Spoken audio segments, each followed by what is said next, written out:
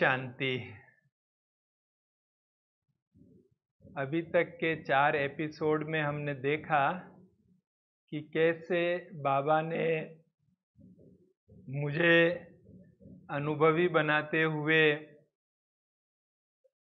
इस ईश्वरीय ज्ञान का परिचय कराया, मेरा अपना परिचय कराया, बाबा का अपना परिचय दिया और इस विश्व नाटक में का पूरा परिचय कराया और मुझे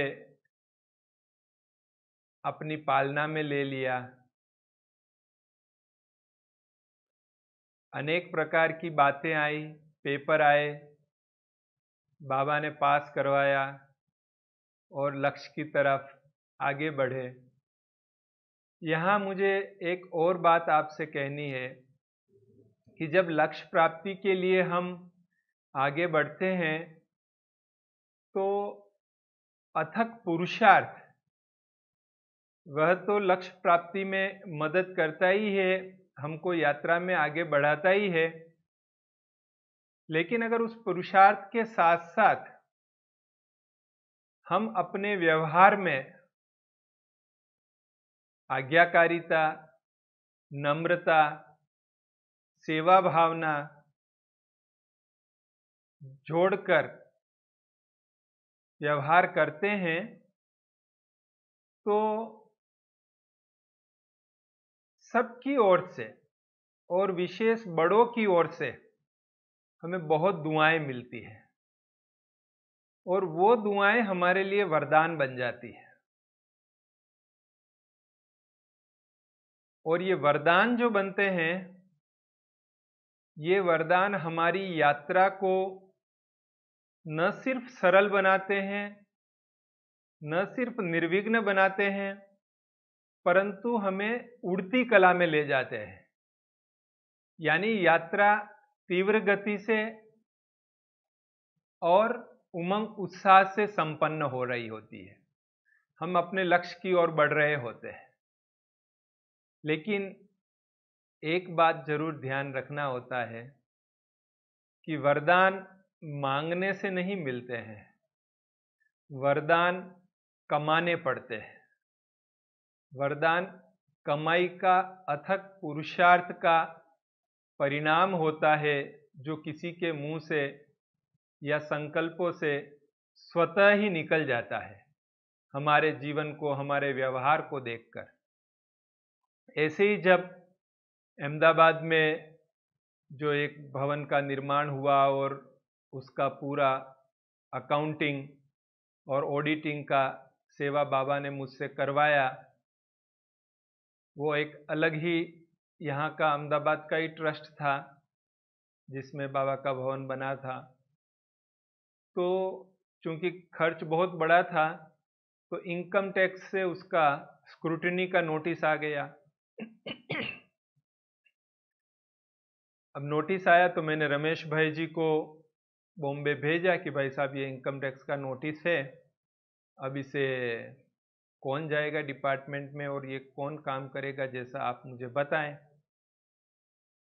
अब रमेश भाई जी को बाबा का विशेष वरदान प्राप्त कि उन्हें टचिंग हो जाती थी कि कौन सी सेवा किससे लेनी है और उसी प्रकार से भाई साहब निर्णय लेते थे या जो भी विधि भाई साहब ने अपनाई हो। तो भाई साहब का मैसेज आया कि आपने पूरा अकाउंटिंग किया है, आपने पूरा ऑडिटिंग भी करवाया है, आप खुद चार्टर्ड अकाउंटेंट हो, आप खुद इनकम टैक्स में दूसरे केसेस में जाते हो, तो ये केस भी जो है आप खुद ही हैंडल करो, बाबा आपको सफलता दिलाएगा। अब इतना बड़ा स्क्रूटनी का केस मेरे लिए पहली बार था प्रैक्टिस शुरू करने के बाद, पर बड़ों ने बोला और बाबा साथ है और हम सच्चे हैं तो कोई भय की बात ही नहीं। तो हम गए इनकम टैक्स डिपार्टमेंट में, जो तारीख दी हुई थी। तो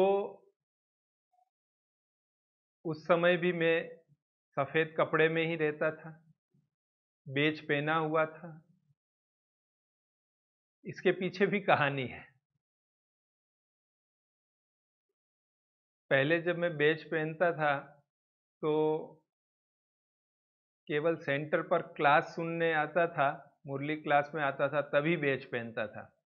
फिर ये बेज जो है मैं भी निकाल देता था। उस समय दूसरा बेज होता था, ये तो अभी समर्पित का बेज है, स्टूडेंट का बेज होता था। तो थोड़ी शर्म आती थी। शर्म आती थी मतलब कि लोग पूछेंगे, घर पर तो विरोध था ही ज्ञान का, और मित्र संबंधी भी पूछेंगे तो क्या कहेंगे क्या नहीं, ऐसे थोड़ी शर्म आती थी। बेज नहीं पहनता था पूरा। फिर एक बार बाबा की मुरली में आया कि बच्चे, तुम्हारे इस बेज में सतयुग के महल माड़िया भरे हुए हैं। मुझे बड़ा आश्चर्य हुआ कि सतयुग के महल मतलब इतना ऊंचा स्टेटस मिल सकता है केवल ये बेज पहनने से। मेरी आंखें जैसे खुल गई, एकदम बुद्धि का कपाट खुल गया कि इतना सरल सौदा कि केवल ये बेज पहनो और सतयुग का इतना ऊंचा स्टेटस मिल जाए। तो मैं उसी समय बाबा के रूम में गया और बाबा को बोला, बाबा अब कुछ भी हो जाए, यह बेज सदा ही यहां लगा रहेगा, अब ये नहीं निकलेगा। और सचमुच उस दिन से मैंने सदा के लिए बेज को यहां लगाना शुरू कर दिया। फिर मैंने देखा कि मैं जहां भी जाता तो लोग मुझसे पूछते कि ये क्या है, इसका क्या मतलब है। और जैसे ही वो पूछते तो मैं उनको बताना शुरू कर देता कि परमात्मा पिता इस प्रकार से हमारी पालना कर रहे हैं, हमको गुणों से शक्तियों से सजा रहे हैं, हमको विकारों से मुक्त कर रहे हैं, क्रोध, रोना, रूठना और अनेक प्रकार के दुख देने वाले जो व्यवहार हैं उनसे हमें मुक्त कर रहे हैं। तो उनको जैसे समझ में आवे उस प्रकार से मैं समझाता तो उनको बड़ा अच्छा लगता और कई कोर्स करने भी आते। तो इस प्रकार से इस बेज से बहुत सेवाएं होने लग गई। किसी ऑफिस में जाता था, गवर्नमेंट ऑफिस में जाता था, तो वो बेज देखते, वो कहते अच्छा आप ब्रह्मा कुमारी संस्था से है? मैंने कहा हाँ। तो ब्रह्मा कुमारी संस्था से है तो आपकी संस्था तो बहुत अच्छी है, हम आबू जाके आए हैं, वहाँ बहुत शांति मिलती है। माना वो जैसे बिना परिचय दिए ही मेरा परिचय उनको प्राप्त हो जाता था। वो बाबा को याद करने लगते थे, मेरा बेज देख के उनको परमात्मा याद आता था, परमात्मा की रचना की हुई संस्था याद आती थी। तो ऑटोमेटिक सेवाएं होने लगी। तब मुझे पता चला कि हाँ, इस बेज में कैसे सतयुग के महल भरे हुए हैं, इस बेज से बाबा कितनी सेवा करवाता है और कैसे सतयुग के महल इससे भरे हुए हैं। और तब से लेकर मैंने कभी भी बेज नहीं हटाया और इससे सचमुच बाबा ने मुझसे बहुत सेवाएं कराई कि जिससे सतयुग की महल माड़ियां मिल सके, इतनी सेवाएं बाबा इस बेज से कराई। तो मैंने बेज पहना हुआ था और कपड़े भी सफेद थे। पहले मैं रंगीन कपड़े भी पहनता था क्योंकि घर पर रहता था, ऑफिस जाना होता था, इनकम टैक्स में, बैंक्स में, अलग अलग ऑफिसेज में जाना होता था, तो वहाँ तो कलर कपड़े में ही जाया जाता है, वाइट कपड़े पहन के तो नहीं जाते हैं, कुर्ता पजामा पहन के तो। लेकिन एक दिन जब बाबा की याद में बैठा था और बाबा की मुरली में विशेष शब्द आए हुए थे, उनको याद कर रहा था कि जो बाबा, ब्रह्मा बाबा को फॉलो करना है तो हमारा बाहरी स्वरूप जो है उसमें भी बाबा की समानता दिखाई दे, ऐसा मुझे अनुभव हुआ। तो उस दिन मैंने बाबा के रूम में बैठ के डिसाइड किया कि बाबा आज के बाद मैं कलर कपड़े नहीं पहनूंगा, ये आपकी दी हुई ड्रेस जो है यही ड्रेस मैं पहनूंगा। ये जब मैं संस्था में ज्ञान में आया उसके 4-5 साल के बाद की बात है। और तब से मेरे पास कोई कलर कपड़े नहीं हैं, केवल ये वाइट ड्रेस जो बाबा ने दी हुई है वही मैं पहनता हूँ और इससे मेरी लाइफ बहुत आसान हो गई है। एक एक चीज का वर्णन करने बैठूं तो कितना ही समय निकल जाए, इसलिए मैं शॉर्ट में ही बताता हूं कि इस ड्रेस से, बीके ड्रेस से, चाहे मैं घर पर रहता था, समर्पित नहीं भी हुआ था, उसके पहले भी मैंने ये ड्रेस पहनने का डिसाइड कर लिया कि मैं कोई भी कलर कपड़ा नहीं पहनूंगा और उससे भी मुझे बहुत फायदा हुआ। तो यही ड्रेस थी और बेज लगा हुआ था और मैं इनकम टैक्स ऑफिस में गया। वो असिस्टेंट कमिश्नर साहब का ऑफिस था, तो उन्होंने बिठाया और फिर फाइल निकाली। फिर फाइल देखने से पहले मुझे कहा कि आखिर आप करते क्या हैं, क्या करती है आपकी संस्थाएं। बस उनका इतना ही पूछना हुआ और मुझे तो जैसे कि हाईवे मिल गया हो गाड़ी चलाने के लिए। तो मैंने अच्छी तरह से बाबा का परिचय, शिव भगवान कैसे ब्रह्मा द्वारा इस नई सृष्टि की रचना कर रहे हैं और कैसे आत्माओं को गुणों और शक्तियों से सजा रहे हैं, उसका पूरा डिटेल अच्छी तरह से उनको सुनाया और बड़े नशे से सुनाया और वो भी सुन के बहुत खुश हो गए। फिर उन्होंने फाइल देखी और फाइल देखने के बाद कहा कि अच्छा ठीक है, और थोड़ा कुछ बताइए आप। उनको इंटरेस्ट हो गया ये ज्ञान से। तो उस समय क्या था, आपने जो अहमदाबाद महादेव नगर सेवा केंद्र पर मैं वहाँ आता जाता था, वहाँ क्लास करता था।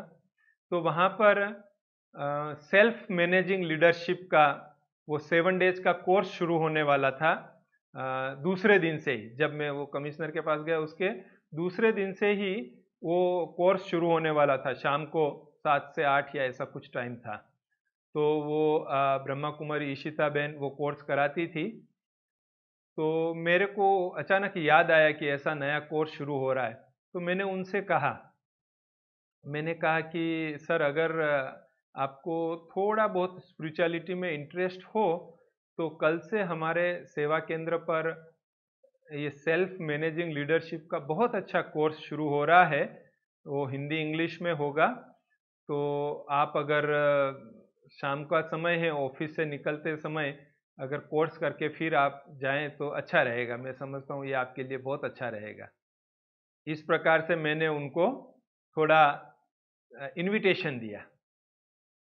तो बाबा ने क्या टच किया उनको, तो उन्होंने कहा कि हाँ ठीक है, मुझे आप एड्रेस बता दो तो मैं आ जाऊंगा कल से। तो मैंने उनको एड्रेस लिख के दे दिया कि आप कल से आ जाइएगा। और वो आए, दूसरे दिन आए। तो पहले दिन का जब कोर्स अटेंड किया तो चूंकि वो इशिताबेन का समझाने का भी इतना सहज और इतना अच्छा होता था तो उनको बहुत अच्छा लगा। तो दूसरे दिन मुझे फ़ोन किया कि ललित भाई, वो मेरी वाइफ को भी ला सकता हूँ मैं क्या कोर्स में। मैंने कहा हाँ जरूर लेके आइए, हर्जा नहीं। पहले दिन का आप थोड़ा समझा देना घर पर, जो आपने नोट्स लिए हैं उससे, और दूसरे दिन से ज्वाइन कर लेंगे। तो दूसरे दिन वो उन्होंने अपनी वाइफ को भी बुला लिया और दोनों ने वो मैनेजमेंट कोर्स शुरू किया। तीसरे दिन फिर फोन आया उनका कि मेरा लड़का बेंगलोर में पढ़ रहा है और वो अभी बेंगलोर से आया हुआ है, आज ही वो आया है, तो क्या उसको भी ला सकता हूँ। मैंने कहा हाँ हाँ क्यों नहीं, जरूर लेके आइए। तो तीनों ने ही वो कोर्स किया, बहुत अच्छी तरह से कोर्स किया। और इस मैनेजमेंट कोर्स के बाद जो साप्ताहिक राजयोग का जो कोर्स होता है, राजयोग सीखने के लिए 1 सप्ताह का जो कोर्स होता है, वो कोर्स भी उन्होंने फिर बाद में किया। और उधर जो इनकम टैक्स का स्क्रूटिनी चल रहा था तो उन्होंने फाइल देखी और फाइल में जो भी उनको चाहिए था वो सारा डिटेल मांगा, काफ़ी डिटेल उन्होंने मांगा। और वो सारी डिटेल हमने समय प्रति समय जो जो तारीख वो देते गए वो तारीख पर हम उनको डिटेल देते गए। और वो बहुत खुश हो गए क्योंकि हर चीज़ TDS काटा हुआ था, हर चीज़ नियम अनुसार की हुई थी। और बहुत अच्छी तरह अकाउंट्स रखा हुआ था, तो वो बहुत खुश हो गए और स्क्रूटनी पूरी हो गई। तो हमने रमेश भाई जी को मैसेज दिया कि भाई साहब ये ऑर्डर आ गया है और अपने फेवरेबल ऑर्डर है। आदरणीय चंद्रिका बहन जी को भी बताया, बहन जी भी बहुत खुश हुए और बहन जी के मुख से अचानक ही ये शब्द निकले कि जैसे मुंबई से चार्टर्ड अकाउंटेंट रमेश भाई जी और दिल्ली से चार्टर्ड अकाउंटेंट ब्रिजमोहन भाई जी यज्ञ में मुख्य सेवा के निमित्त बने हुए हैं, ऐसे भविष्य में अहमदाबाद से भी आपकी सेवा का पार्ट यज्ञ में मुख्य सेवा के रूप में रहेगा। अब बहन जी के मुख से निकल गया। मैं उस समय कुछ इतना यज्ञ के बारे में जानता भी नहीं था कि यज्ञ में क्या क्या सेवाएं ऐसे चलती है और इन दोनों मुख्य भाइयों का क्या क्या पार्ट रहता है, वो तो मुझे इतना नहीं पता था। लेकिन प्रभु प्रसाद सिर माथे पर, तो इस प्रकार से वरदान जो है मिलने लगे। तो जो भी अच्छे हम मेहनत के थोड़ा बहुत पुरुषार्थ के कार्य करते थे, सेवाएं करते थे, तो बहनों के मुख से, छोटे बड़े सभी के मुख से ऐसे अच्छे अच्छे पॉजिटिव शब्द निकलते थे। पर चूंकि वो हृदय से वो शब्द निकलते थे तो वो वरदान का रूप बन जाते थे और वो वरदानों से पालना होती थी। एक बार क्या हुआ, मैं सेंटर पर कुछ स्थूल सेवाएं थी तो सेवाएं कर रहा था। रात को थोड़ा देरी हो गई थी, कारोबार कर रहा था। तो अचानक बहन जी ने मेरे से पूछा कि ललित भाई आप भोजन का कैसे करते हैं, क्योंकि मैं रहता था तो अपने कमरे पर किराए पर कमरा लेके मैं रहता था। तो बहन जी ने पूछा आप अपने भोजन का कैसे क्या करते हैं। तो मैंने कहा कि बहन जी बस जॉब से आता हूँ और जब सेवाओं से यहाँ से छुट्टी मिलती है सेंटर से तो फिर मैं जाके बना लेता हूँ और खा लेता हूँ, क्योंकि मुझे भोजन तो बनाना आता ही था। मैं तो 11वीं क्लास से ही भोजन बनाता था, तो सारा भोजन दाल बाटी और हलवा और सब कुछ जो नॉर्मल होता था सब बनाता था। तो जब मैंने बहन जी से कहा कि मैं सेवाओं के बाद जाके बना के और खाता हूँ बाबा को भोग लगा के, तो बहन जी के मुख से अचानक निकल गया फिर वरदान के रूप में कि एक दिन आप इन सब बहनों से आगे जाओगे। ऐसे ही उनके मुख से निकल गया। तो मैं कहना ये चाह रहा हूं आपसे कि जब हम नम्रता से आज्ञाकारी बन के अपना चार्ट ट्रांसपेरेंट क्लियर रख के, जो भी निमित्त हैं निमित्त के साथ अपना चार्ट क्लियर रख के सेवा भावना के साथ जब सेवाएं करते हैं तो उन सेवाओं से बड़ी प्रसन्नता मिलती है आत्मा को। और जब आत्माओं को प्रसन्नता मिलती है तो आत्माएं उनके मुख से दुआएं निकलती हैं और दुआएं निकलती हैं तो वो हमारे लिए वरदान हो जाते हैं। और मैंने देखा कि जैसे जैसे मेरा सेवाओं में इन्वॉल्वमेंट होता गया, मैं नित नई सेवाएं बहन जी मुझे बताती थी, तो एक नियम तो मैंने बनाया हुआ था। वो कोई मैंने सीखा नहीं था नियम, पर वो एक जैसे आदत थी कि किसी के लिए ना नहीं बोलने का, सदा हाँ। जो भी सेवा कही हाँ, चाहे आती हो चाहे नहीं आती हो, मैंने सदा हाँ किया। चाहे उसके कारण मुझे काफी समय देना पड़ा सेवा में, कभी कभी भोजन भी का भी समय निकल जाता था तो भोजन भी नहीं हो पाता था और शारीरिक भी काफी व्यायाम हो जाता था, लेकिन मेरे को कभी वो संकल्प नहीं चलता था कि भगवान की सेवा है, बड़ों ने कही है, माना करनी ही है और सफलता मिलनी ही है, ये सदा ही मन में रहता था। इसलिए सदा ही मैं हाँ करता था। हाँ का पाठ सदा मेरा उस समय पक्का था, आज भी पक्का है। और एक और वृत्ति मन में विकसित हो गई थी। वृत्ति किसको कहते हैं? एक सूक्ष्म आदत जैसी। वातावरण और वृत्ति जो है वातावरण को बदलती है, इफेक्ट करती है, तो हमारी कृति से वृत्ति बनती है। तो वो वृत्ति एक मन में ऐसी हो गई कि मुझे समाधान स्वरूप बनना है। तो कोई भी बात मेरे सामने आती माना कोई समस्या या चैलेंज नहीं, नॉर्मली भी कोई भी सेवा में करता था तो मैं सदा यही सोचता था कि इसको नई विधि से कैसे इसका हल निकाला जाए कि कम समय में और सरल तरीके से इस कार्य को हम कैसे कर सकें। और जब मैं सीए की स्टडी कर रहा था या उसके पहले कॉलेज की स्टडी के समय ही मुझे कहीं पर एक सब्जेक्ट में ये आया था, अमेरिका में जो टाइम एंड मोशन स्टडी हुई थी और उस टाइम एंड मोशन स्टडी के कारण अमेरिका में जो रिवॉल्यूशन आया था, इंडस्ट्रियलाइजेशन हुआ था और कारोबार जो व्यावसायिक कारोबार बहुत बढ़ गया था, वो उसके पीछे एक टाइम एंड मोशन स्टडी थी। वो टाइम एंड मोशन स्टडी में मैं क्या समझा था कि हम कोई भी कार्य करते हैं तो उस कार्य को कम समय में कम एक्टिविटी के साथ कैसे पूरा करें। जैसे कहीं मकान का निर्माण कार्य चल रहा है और ब्रिक वर्क का कार्य चल रहा है, दीवार पर ईंटें चुनने का कार्य चल रहा है, तो जो टाइम एंड मोशन स्टडी होती थी उसमें पहले वो देखते थे, वहां जाके खड़े रहते थे उस स्थान पर, जो स्टडी करने वाला है वो उस स्थान पर खड़ा रहता और देखता कि ये दीवार में जो ईंटें लगा रहे हैं इसमें कितनी एक्टिविटी इन्वॉल्व है।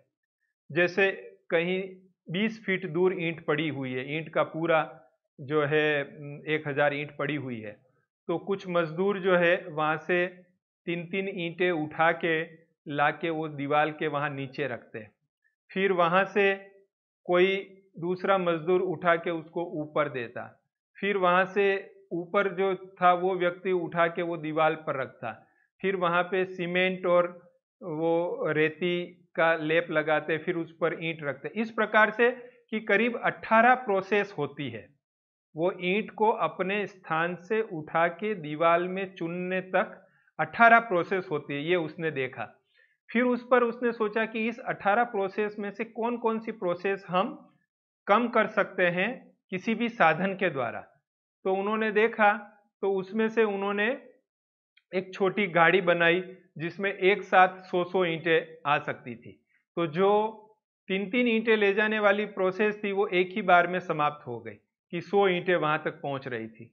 और इसी प्रकार से मतलब वो स्टडी करता गया, एक एक प्रोसेस को इजी करता गया और वो 18 प्रोसेस में से केवल 9 प्रोसेस जो है रही, 9 प्रोसेस कमी हो गई, तो काम करने का तरीका बदल गया और इतना फास्ट काम हो गया। तो ये जब स्टडी मैंने पढ़ी थी तो मुझे बहुत खुशी हुई कि यार ये तो हमारी लाइफ में होनी चाहिए, टाइम एंड मोशन स्टडी। तो उसके बाद मेरी वृत्ति बन गई समाधान वृत्ति। तो कोई भी बात सामने आती, कोई भी कार्य में करता, कोई भी सेवा करता, तो इस वृत्ति को सामने रखने के कारण मैं सरलता से करता हर कार्य को और बहुत इजी वे में हो जाता।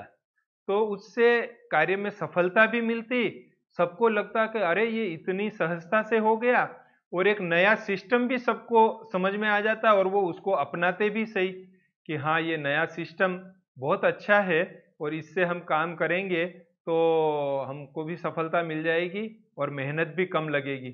तो इस प्रकार से ये नई नई विधियां सेवाओं में निकालता था और बाबा जो है वो उसमें सफलता दिलाता था।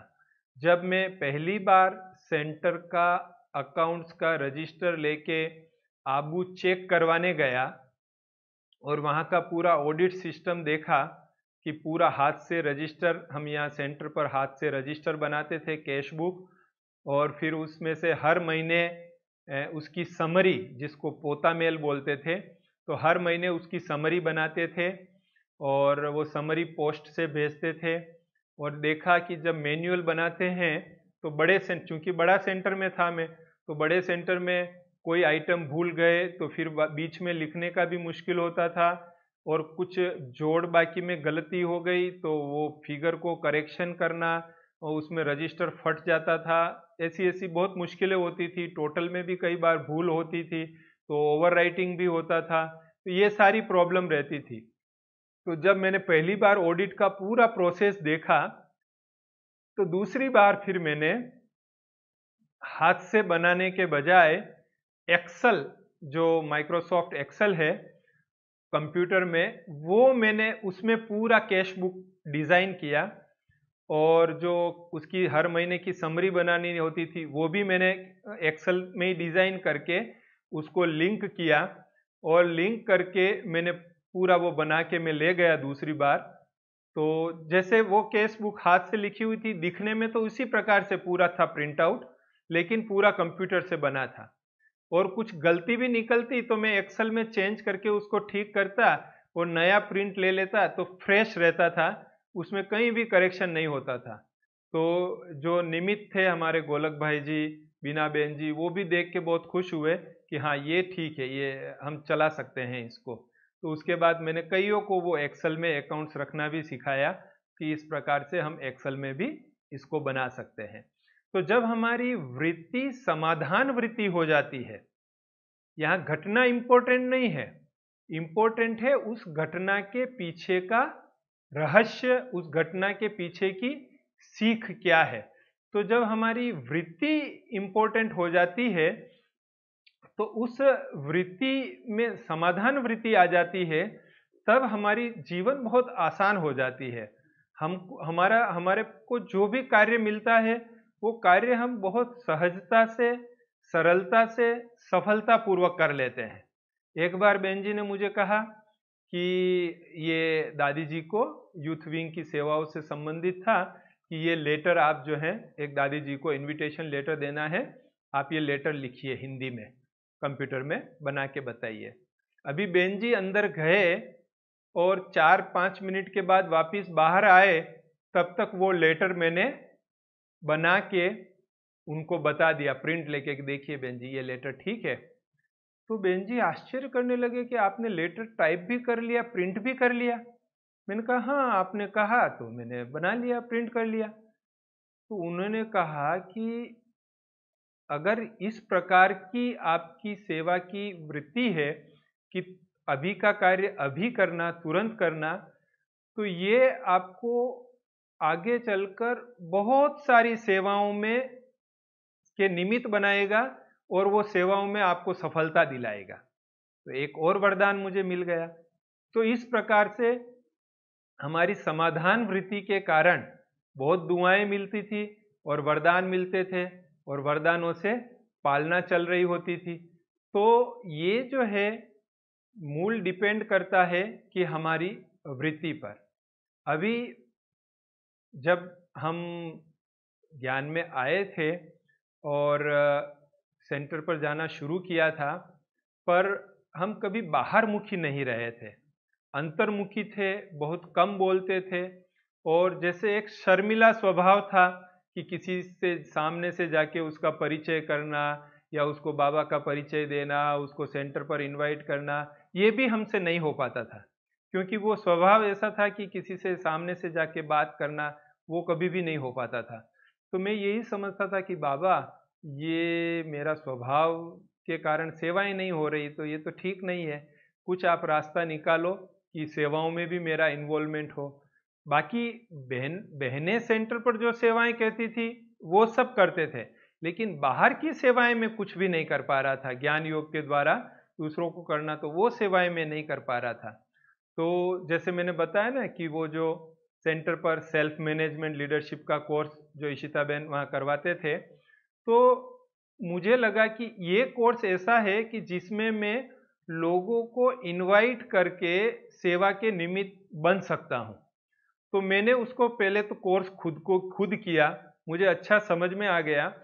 फिर मैंने वीआईपीज को संपर्क करना शुरू किया, जो कंपनीज के ऑफिसर्स थे या बैंक ऑफिसर्स थे या जो मेरे संपर्क में आते थे कहीं पर भी, तो मैं वो अपनी बैग में उसका जो पैम्पलेट बना हुआ था वो अपने बैग में रखता था, और उसको जो है मैंने सबको देना शुरू किया कि देखिए ये बहुत अच्छा कोर्स है, इस तारीख से शुरू हो रहा है, आप करिए, बहुत अच्छा लगेगा, ऐसे ऐसे करके। तो तब से मेरी जो बाहर की सेवाएं हैं वो मेरी इस कोर्स के कारण शुरू हो गई, और उसके बाद तो खैर बाबा ने काफ़ी सेवाएं करवाई और काफ़ी लोगों के संपर्क में आए, और ये भी देखा कि हमारे मन में जो चल रहा होता है, हमारे संकल्प जो चल रहे होते हैं, उन संकल्पों से हमारे आसपास का वातावरण भी बनता है। जो हमारे संपर्क में आत्माएं आती हैं, जो भी व्यक्ति हमारे संपर्क में आती हैं, चाहे वो परिचित हो चाहे वो परिचित नहीं भी हो, लेकिन हमारी मन के संकल्पों से जो वातावरण बनता है वो उसको बहुत इफेक्ट करता है। इसलिए जिनको भी हम निमंत्रण देते थे, बहुत स्नेह से सम्मान पूर्वक उनको बुलाते थे, तो वो प्रायः आते ही थे और बाबा में सहयोगी बनते ही थे। तो इस प्रकार से ये सेवा का पार्ट बाबा ने शुरू करवाया। अब जैसे मैंने बताया कि ऑडिट के लिए आबू जाना हुआ, फिर मैंने अपने एक एपिसोड में बताया कि कैसे मुझे आबू से इनविटेशन मिला था ऑडिट सेवा के लिए। एक तो था कि मैं सेंटर से रजिस्टर चेक कराने जाऊं, और दूसरा था कि मैं आबू में रहकर अनेक सेंटरों के रजिस्टर चेक करूं, ऑडिट की सेवा करूं। तो जब मुझे उसका इनविटेशन मिला, कैसे मैंने जॉब छोड़ के वो सेवा स्वीकार किया, वो पूरा मैंने एपिसोड अलग बताया हुआ है, भगवान मदद करता है उसमें। तो मैं आबू सेवा में जाने लगा था। तो दादी प्रकाश मणि जी ब्रह्मा कुमारी संस्था की मुख्य प्रशासिका के रूप में थी। तो उनसे मिलना होता था, बैठते थे, माना उनकी क्लास सुनते थे, तो बहुत अच्छा लगता था, बहुत खुशी मिलती थी। मुझे कभी दादी से पर्सनल बात करने का ऐसा कोई खास चांस नहीं मिला। हाँ, दादी ये जानती थी कि ये अकाउंट्स में सेवा के लिए आता है, इस प्रकार से सब थी। एक दिन मैं दोपहर में ऑडिट की सेवा करके भोजन के लिए जा रहा था, तो आप में से जिन्होंने भी देखा हो, माउंट आबू पे पांडव भवन में जो आंगन बना हुआ है बाबा के रूम के बाहर, तो वहाँ दादी चेयर लगा के बैठी होती थी और आने जाने वालों को मिलती थी, उनसे बात करती थी। तो मैंने देखा दादी बैठी है, तो मैं थोड़ा साइड से निकल गया, क्योंकि मुझे ऐसा लगा, मुझे थोड़ा जैसे वो शर्मिला स्वभाव था ना, तो बड़ों के सामने ऐसे सहज रीति से नहीं जाता था मैं। तो मैं जब निकला साइड से, तो दादी जी ने इशारा करके मुझे बुलाया, अंगुली ऐसे हाथ से इशारा किया, इधर आओ। तो मैं दादी के पास गया, तो दादी ने मुझे दृष्टि देते हुए कहा, तू दादी की नजरों में है। मैं देखता रहा दादी की, दादी क्या कह रही है, लेकिन मुझे इतनी शक्ति की अनुभव हुआ मुझे उस समय, और मैं एकदम से जैसे अशरीरीपन का अनुभव किया कि जब दादी ने कहा तू दादी की नजरों में है। और वो वरदान मेरे लिए एक बहुत बड़ा वरदान बन गया, और उसी वरदान का फल हुआ जो आबू की सेवाओं में मैं ज़्यादा से ज़्यादा इन्वॉल्व होता गया। जब भी यहाँ सेंटर पर भी रहता था, तो आपको पता है, आप में से बहुत सौ को पता होगा कि ब्रह्मा कुमारीज की अलग अलग विंग्स बनी हुई है। अभी 20 विंग्स है, 20 विंग्स बनी हुई है, जैसे महिला wing, youth wing, administrative wing, jurist wing, medical wing, politician wing, rural development wing, sports wing, transport wing, ऐसे 20 विंग्स बनी हुई है। तो जो यूथ विंग है, यूथ विंग का नेशनल कोऑर्डिनेटिंग ऑफिस जो है वो अहमदाबाद महादेव नगर सेंटर है, जहाँ पर मैं रहता था, जहाँ मैं सेवाएं करता था।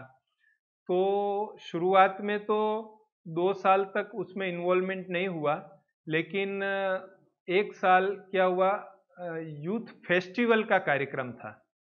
तो जब 96 की बात है, 96 में या 97 में यूथ फेस्टिवल का प्रोग्राम था, तो जो यूथ फेस्टिवल के लिए रजिस्ट्रेशन के फॉर्म्स आ रहे थे, उन फॉर्म्स को पहले क्या करते थे, रजिस्टर में लिखते थे और उसकी पूरी लिस्ट बनाते थे। तो मुझे अचानक बहन जी ने कहा कि आप ये रजिस्ट्रेशन का फॉर्म्स और इसका डेटा थोड़ा मैनेज करेंगे, रजिस्टर ये सब बना के। तो मैंने कहा कि बहन जी, मैं अगर कंप्यूटर में लिस्ट बनाऊं तो क्या आपकी इच्छा, फिर आपको मैनेज करना है। मैंने कहा ठीक है। तो मैंने फिर कंप्यूटर में एक्सेल में ही वो लिस्ट बनाई। एक्सेल शुरू से ही मेरा बहुत प्रिय प्रोग्राम रहा है। एक्सेल से पहले लोटस 1 2 3 चलता था डॉस सिस्टम में, तो वो भी मेरा बहुत अच्छा था, और फिर एक्सेल भी बहुत अच्छा था। तो मैंने कहा बहन जी एक्सेल में मैं बनाऊँ, तो उन्होंने कहा ठीक है बनाइए। तो मैंने एक्सेल में वो लिस्ट बनाई।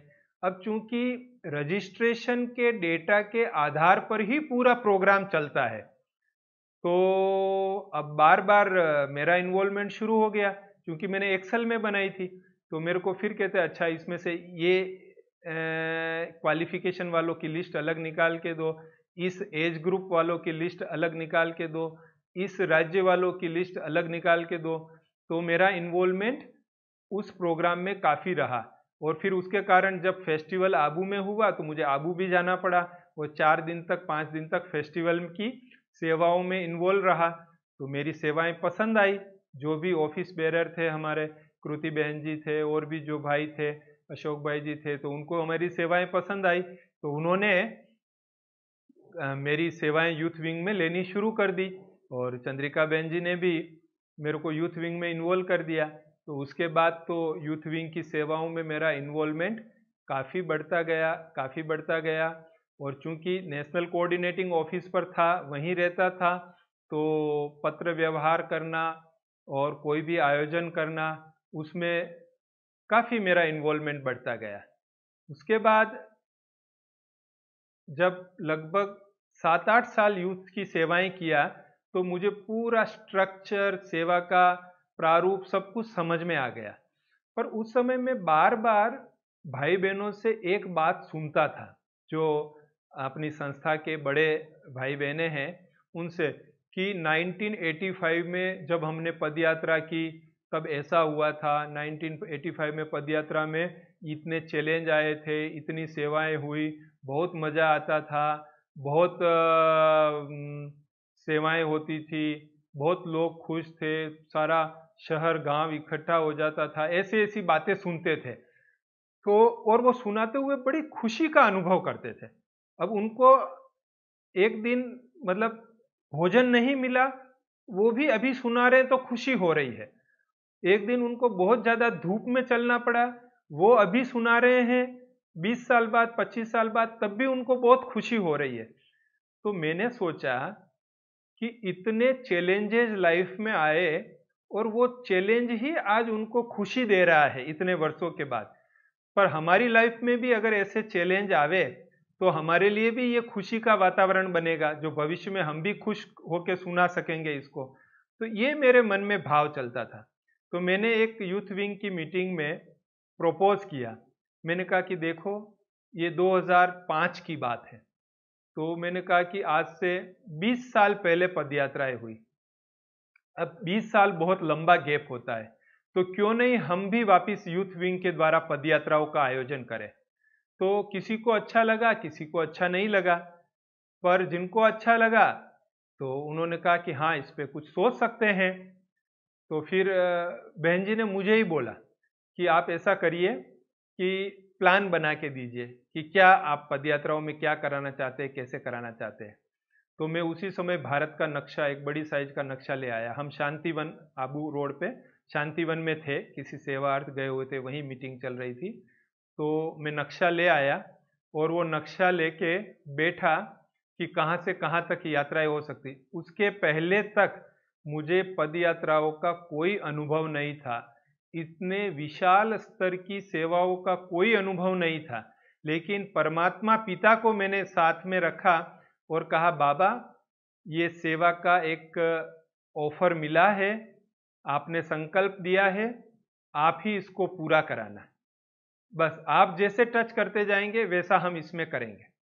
तो नक्शा लेके बैठा, तो एक एक करके लाइन खींचने लगा कि हाँ यहाँ से यहाँ तक की यात्रा, यहाँ से यहाँ तक की यात्रा। तो ऐसे करते करते 30 यात्राएं का रूट बन गया, 30 यात्राएं। और कहाँ समापन करना है, कहाँ शुरुआत करनी है, कैसे करनी है, स्टार मॉडल रखना है या लंबी लाइन रखनी है, ये सारी चीजें जो बाबा टच करता गया मैं पेपर पर लिखता गया।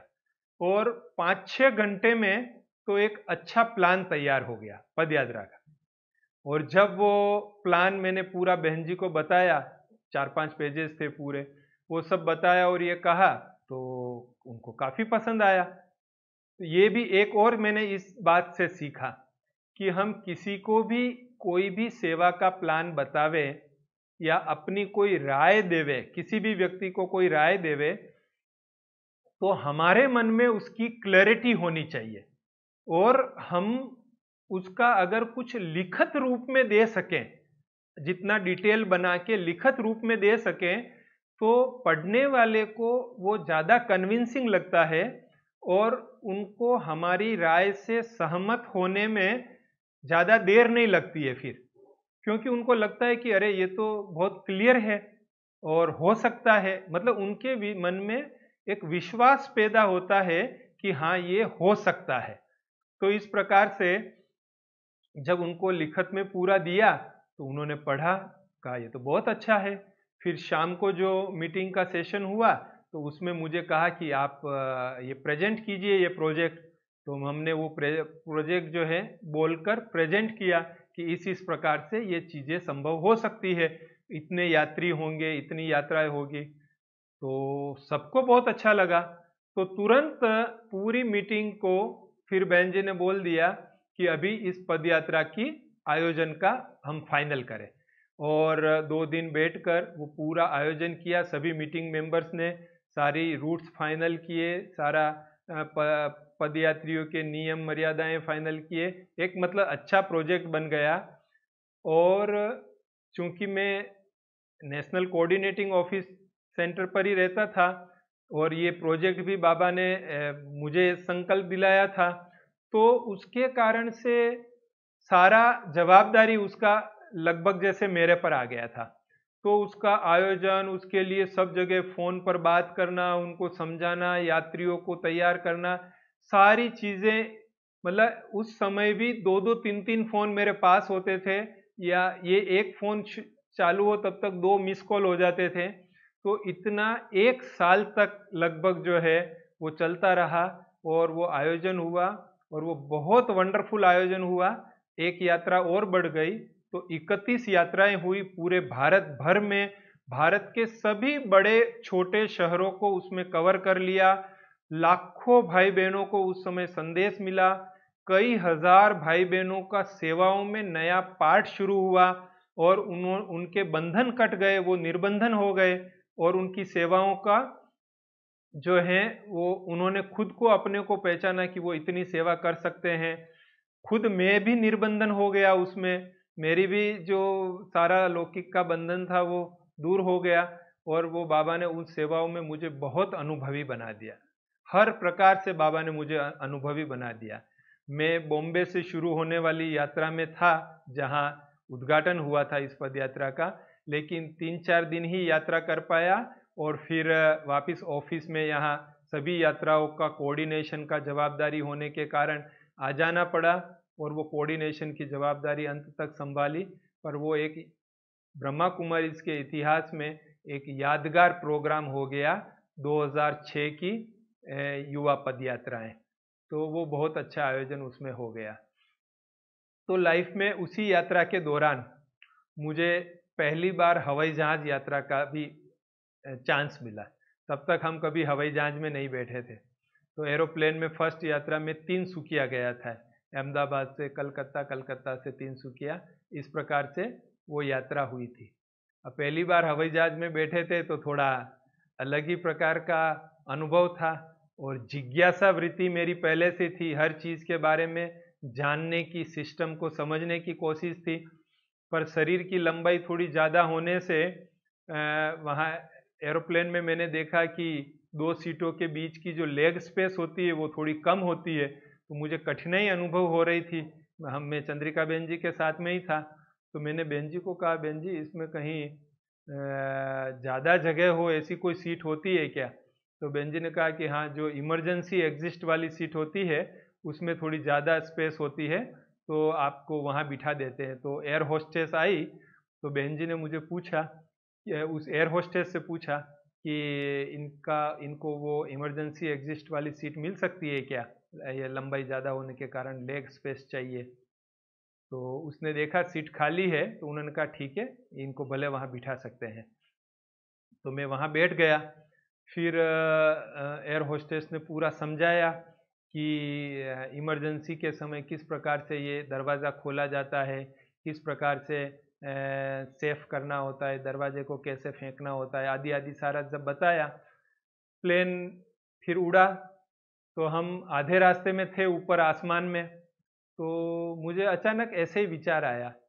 तो जब एयर होस्टेस वहाँ से निकल रही थी तो मैंने उसको पूछा कि क्या मैं अभी इस इमरजेंसी एग्जिट को खोलने की एक ट्रायल ले सकता हूँ? तो उसका चेहरा पीला पड़ गया एयर होस्टेस का। वो तुरंत मेरे को बोली, आप यहाँ से उठिए, मैं आपको दूसरी सीट पर बिठाती हूँ, आप यहाँ से उठिए। मैंने कहा क्या हो गया? तो बोले नहीं, ये बहुत जोखिम वाला है, आपके मन में ऐसा विचार आ रहा है। मैंने कहा मैंने तो जैसे अपने जानने के लिए जिज्ञासा वृत्ति से मैंने पूछा था। फिर उसको कहा नहीं, मैं नहीं खोलूंगा, क्योंकि मुझे तब तक ये पता नहीं था कि खोलने से क्या होता है।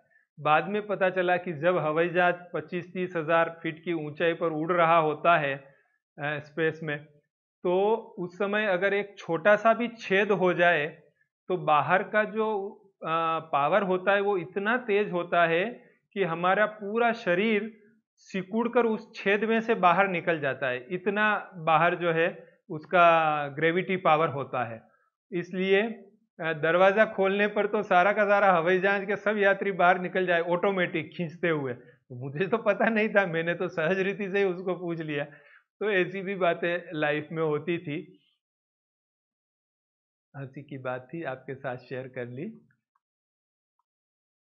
फिर जब आबू में मेरी ऑडिट की सेवाएं बढ़ने लगी तो आदरणीय रमेश भाई जी के भी काफ़ी संपर्क में आए और भाई जी भी मुझे कोई न कोई सेवाएं देते रहते थे।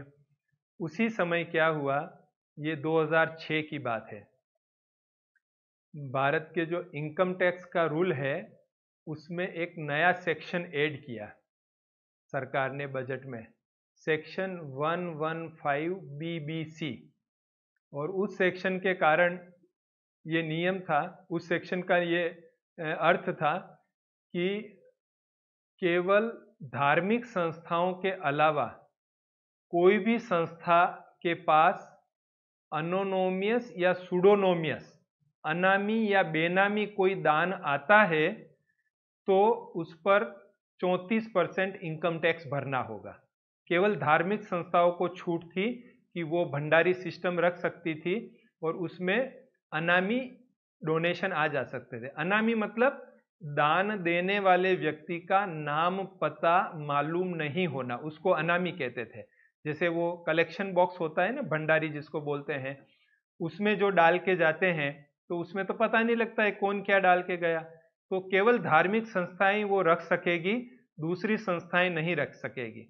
अब हमारी तो सभी संस्थाओं में भंडारी रखी जाती थी, तो जैसे ही ये नियम आया सब जगह से भंडारी हटानी पड़ी और सबका डोनेशन जो है नाम सहित रसीदें बनानी पड़ती थी, तो काफ़ी दिक्कत हो गई थी। सारे यज्ञ में सभी सेंटर पर बहुत प्रॉब्लम हो गया था कि इतनी रसीदें बनाना, इतने नाम एड्रेस सब लिखना, इतने पोता मेल में, मतलब वो अकाउंट्स में कैश बुक में लिखना बहुत मुश्किल हो गया था। तो एक धार्मिक संस्था बनाने की जरूरत पड़ी कि जिसमें भंडारी रख सकें। और ब्रह्मा कुमारीज में तो हमारी मेन धार्मिक एक्टिविटी होती ही थी, जैसे जन्माष्टमी मनाना, शिव जयंती मनाना, दीपावली मनाना, नवरात्रि मनाना, सारे धार्मिक प्रोग्राम हमारे ब्रह्मा कुमारीज में होते ही थे। तो फिर डिसीजन लिया कि ब्रह्मा कुमारीज को जो है धार्मिक संस्था बनाया जाए। तो रमेश भाई जी का एक दिन फोन आया और सीधा मेरे पर फोन आया मेरे मोबाइल पर और कहा कि ये ब्रह्मा कुमारीज को हमको रिलीजियस इंस्टीट्यूशन का नोटिफिकेशन लेना है, तो जोधपुर में कमिश्नर, चीफ कमिश्नर ऑफिस ये नोटिफिकेशन इशू करेगा, तो हम आपको ये सेवा सौंपना चाहते, तो आप जोधपुर जाके करेंगे ये सेवा। मैं अहमदाबाद में रहता था, सेंटर पर रहता था। तो मैंने उनको कहा कि ज़रूर करूँगा भाई साहब, मैं एक बार खाली बहन जी से बात कर लेता हूँ। क्योंकि जब से मैं इस ज्ञान में आया, उसके पहले से भी, लेकिन ज्ञान में आने के बाद विशेष मैंने एक नियम बनाया अपना कि अपने निमित्त जो भी टीचर हैं उनको पूछे बिना मैं कुछ नहीं करूँगा। सारी चीज़ उनको बता के ही करूँगा, उनको कह के ही करूँगा। मेरा चार्ट उनके साथ में ट्रांसपेरेंट रखूँगा, ये मैंने डिसाइड किया हुआ था और उसके कारण मैं बहुत सुखी था। तो यह हमने देखा कि अगर हमारी लाइफ ट्रांसपेरेंट रहती है, निमित्त टीचर बहन को हमारा सब कुछ पता होता है, तो हम बहुत निर्विघ्न रहते थे। मैं सब कुछ सच्चाई से बहन जी के साथ शेयरिंग करता था। एक नेचर थी, इसके लिए मैंने कुछ किया नहीं, एक नेचर ही ऐसी बना दिया था।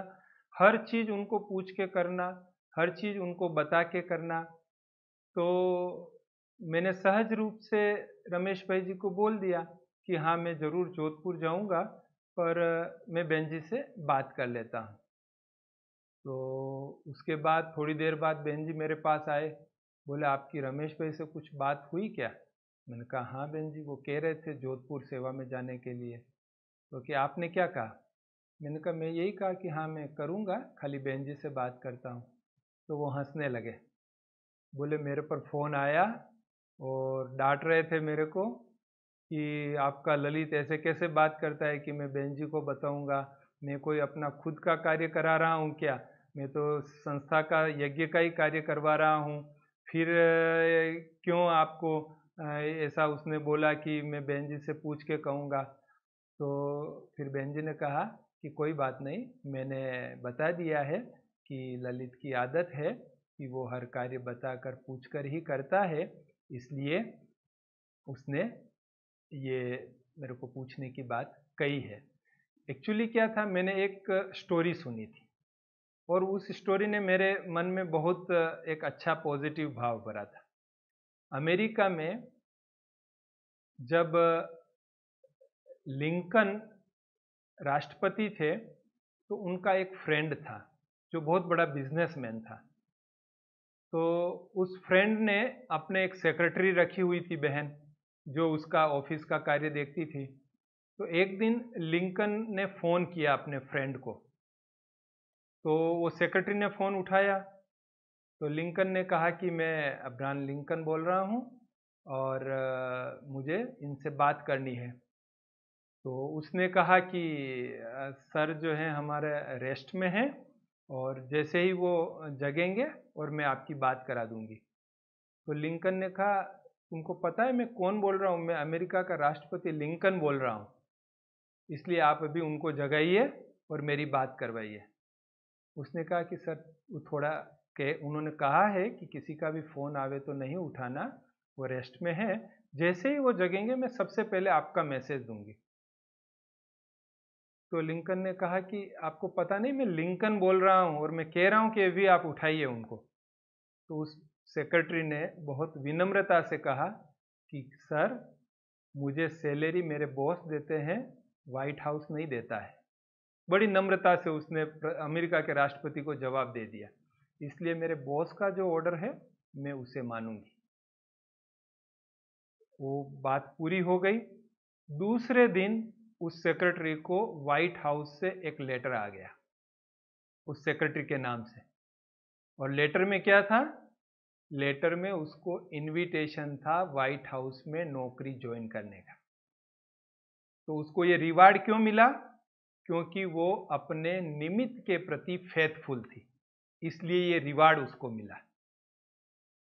तो रमेश भाई भी हमारा, उस समय तो रमेश भाई जी को जो भी लगा हो, लेकिन ये बात उनके मन में फिक्स हो गई।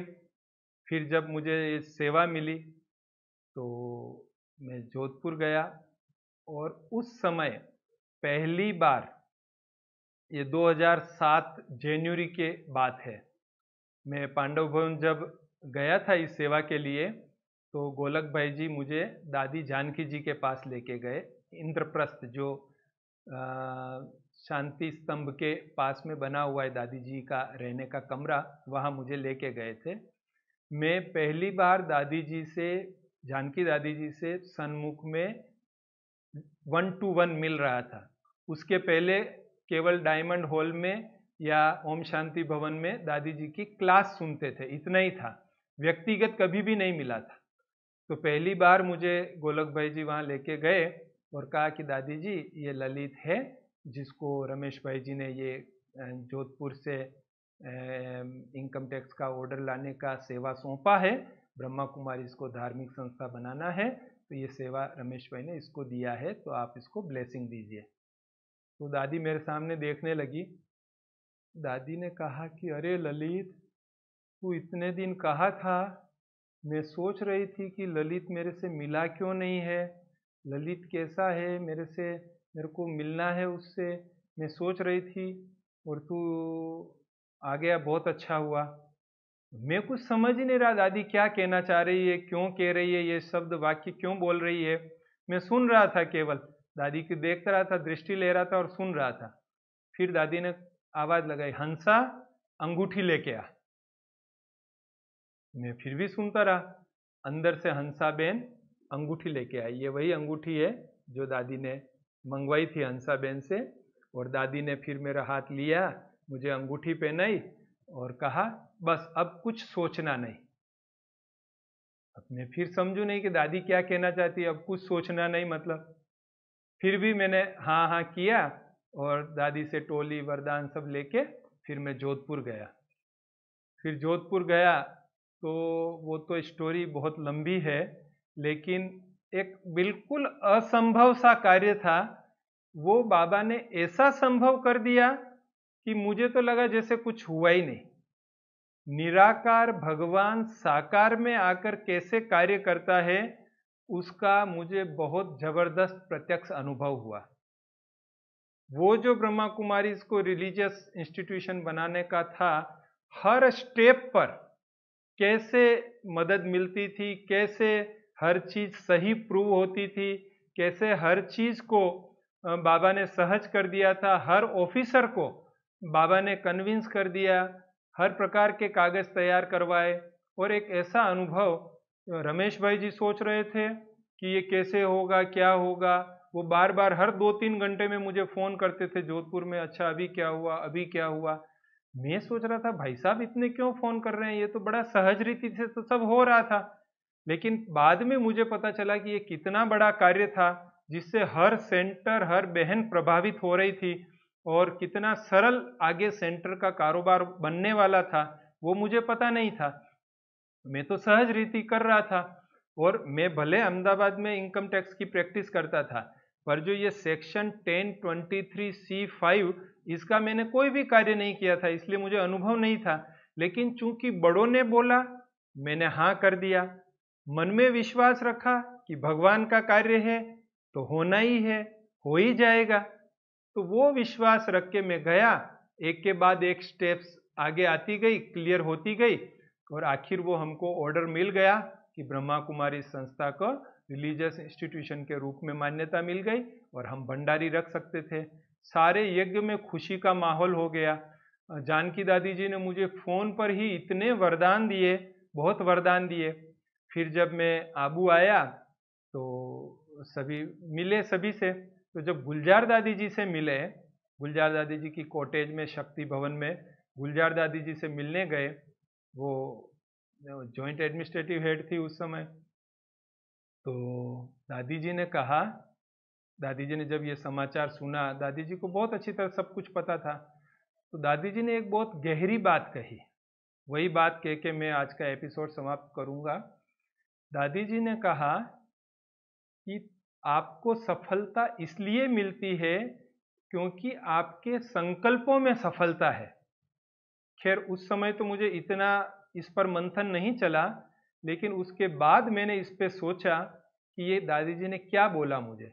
तो ये दादी जी ने बोला था, चूंकि मुझे कभी फेल होने का संकल्प नहीं आया कि उसमें मुझे सफलता नहीं मिलेगी या ये काम नहीं होगा, ऐसा कभी संकल्प नहीं आया। सदा ये था कि भाई ये मेरा काम तो है नहीं, भगवान का कार्य है, बड़े दे रहे हैं, भगवान संभालने वाला है तो होना ही है। मतलब सदा यही विश्वास मुझे रहा कि ये कार्य हो जाएगा, और उसी विश्वास के कारण हर कार्य में सफलता दिलाई बाबा ने।